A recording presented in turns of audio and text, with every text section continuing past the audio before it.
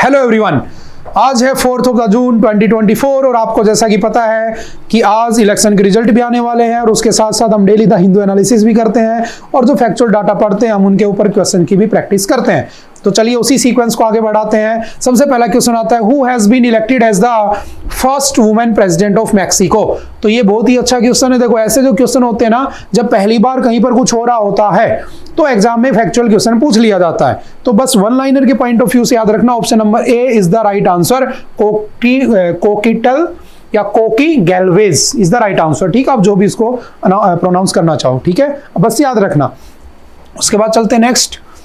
Recently, ISRO collaborated with which company for the sustainable space exploration through additive manufacturing? देखो space exploration के अंदर आपको पता है कि इसरो हमारा काम करता है स्पेस के अंदर मिशन वगैरह भेजना, और इसरो चाहता है कि वो क्या करे, स्पेस टूरिज्म भी स्टार्ट करे। और स्पेस टूरिज्म के लिए उसने 2030 का टारगेट ईयर भी रख रखा है कि 2030 तक हम 6 करोड़ रुपए प्राइस रखेंगे एक टिकट का आने जाने का, स्पेस में ले जाएंगे, 15 मिनट रखेंगे, फिर तुम्हें ले आएंगे, 6 करोड़ रुपए की टिकट रहेगी।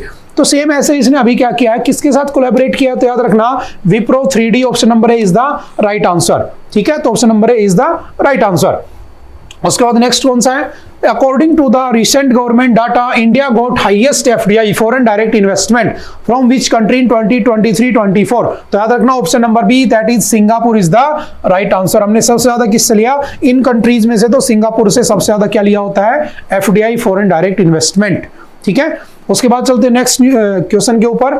Recently which research institute has developed A way of generating non infectious Nipah virus like particles. कल हमने पढ़ा था कि निपा वायरस से लड़ने के लिए डुप्लीकेट निपा वायरस बनाना था जो हमारे ह्यूमंस के लिए, हमारी बॉडी के लिए कोई भी हार्मफुल ना हो, नुकसान ना करता हो। तो किसने बनाया है, तो याद रखना कौन सा है आपका, institute of the advance virology, option number C is the right answer. आप मुझे कमेंट करके बताना ये कहां बना हुआ है, इज इट केरला, कर्नाटका, तमिल और आंध्र प्रदेश, कौन सा राइट आंसर है मुझे कमेंट करके बताना।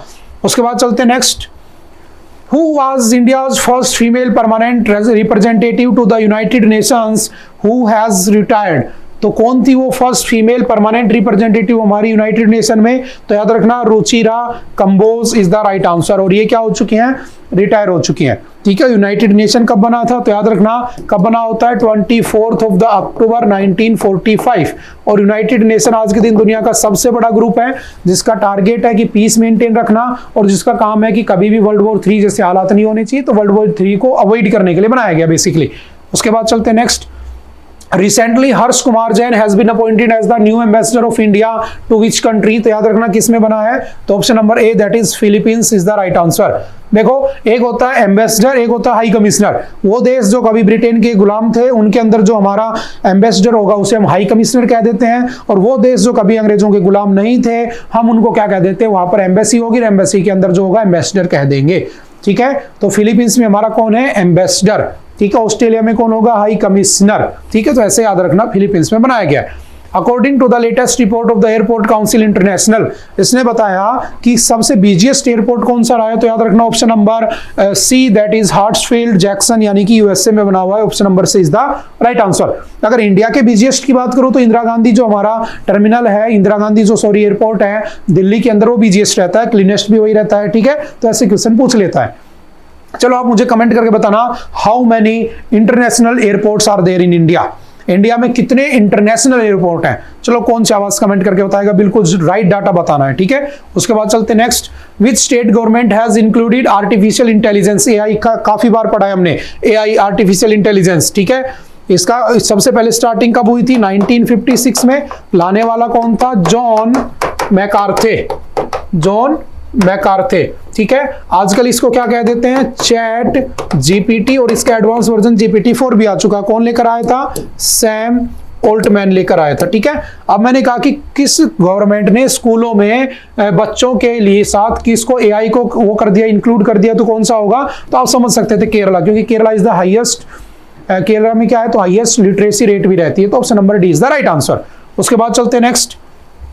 Day of innocent children victims of the aggression is celebrated कब मनाया जाता है, तो 4 जून आज ही है। ठीक है, जो बच्चे होते हैं उनको किसी के अग्रेशन का शिकार होने से बचाने के लिए अवेयरनेस फैलानी चाहिए, चाहे वो मेंटल एक्सप्लॉयटेशन हो, चाहे वो फिजिकल एक्सप्लॉयटेशन हो, चाहे वो इमोशनल एक्सप्लॉयटेशन हो या इमोशनल अब्यूज हो। ठीक है, किसी भी प्रकार के अब्यूज से बचाने के लिए, तो 4 जून। राइट टू एजुकेशन कब पास हुआ था? तो याद रखना राइट टू एजुकेशन कब आया होता है? 2009। Option number D is the right answer. Right to education के लिए किस में डाल दिया गया था उसको? तो 86 कॉन्स्टिट्यूशनल अमेंडमेंट 2002 में उसको आर्टिकल 21 के में डाल दिया था, फंडामेंटल राइट बना दिया था। पहले वो डीपीएसपी का पार्ट था, हमने डिस्कस किया था आर्टिकल के अंदर द हिंदू में, तो इसको वहां से देख लेना, ठीक है। Option number D is the right answer.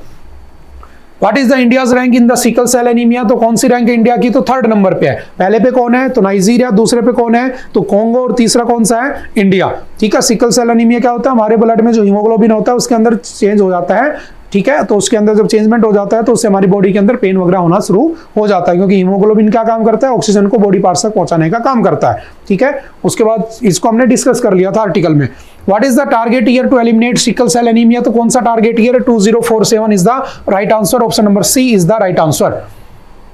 Who is the world's richest person? कौन है उस दुनिया का सबसे रिचेस्ट पर्सन? आज ही हमने पढ़ा था, option number is the right answer. लेकिन अगर पूछे कि एशिया का कौन हो चुका है, तो गौतम अडानी हो चुका है, अनिल अंबानी को पीछे छोड़ दिया।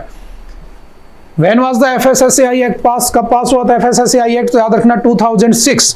और ये डिपार्टमेंट कब बना था? 2008। और ये डिपार्टमेंट का हेडक्वार्टर कहाँ पे? न्यू दिल्ली। काफी बार पढ़ लिया हमने, तो ये तो अब तक याद हो चुका होगा आपको।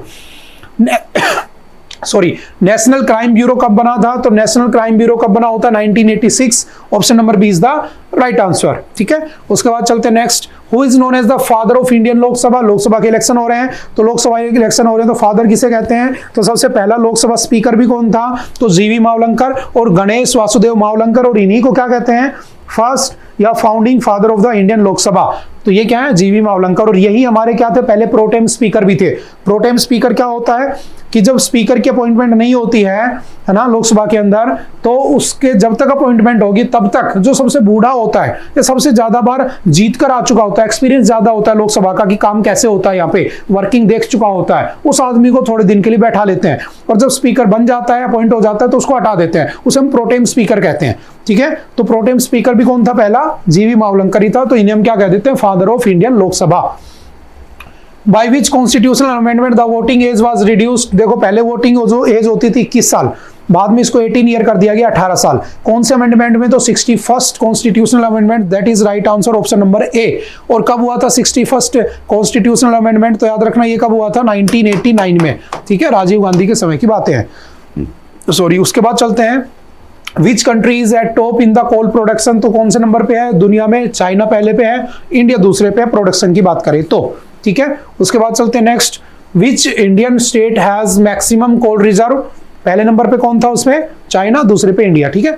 विच Indian state has maximum coal reserve? तो कौन सा है? उड़ीसा के पास सबसे ज्यादा कोल रिजर्व, याद रखना 26% के साथ। उसके बाद चलते next. When was the competition commission of India was fully established? तो कब बना होता है? देखो, competition commission of India competition को कम करने के लिए बना होता है, हमने आर्टिकल भी डिस्कस किया था, इसको अच्छे से वहां से पढ़ सकते हो आप लोग।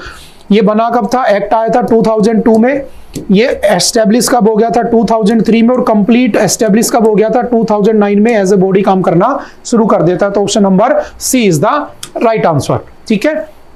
उसके बाद चलते नेक्स्ट। आई थिंक आज के लिए इतना ही था। आई होप कि आप लोगों को क्वेश्चन समझ में आए होंगे, और अगर आपने द हिंदू एनालिसिस देखा होगा तो एक क्वेश्चन की प्रैक्टिस आपको बहुत ही आसान हो सकती है, आप इसको मिनटों में भी कर सकते हो, ठीक है। तो चलिए चलते हैं, मिलते हैं दोबारा next time. Okay, bye bye, thank you, have a nice day.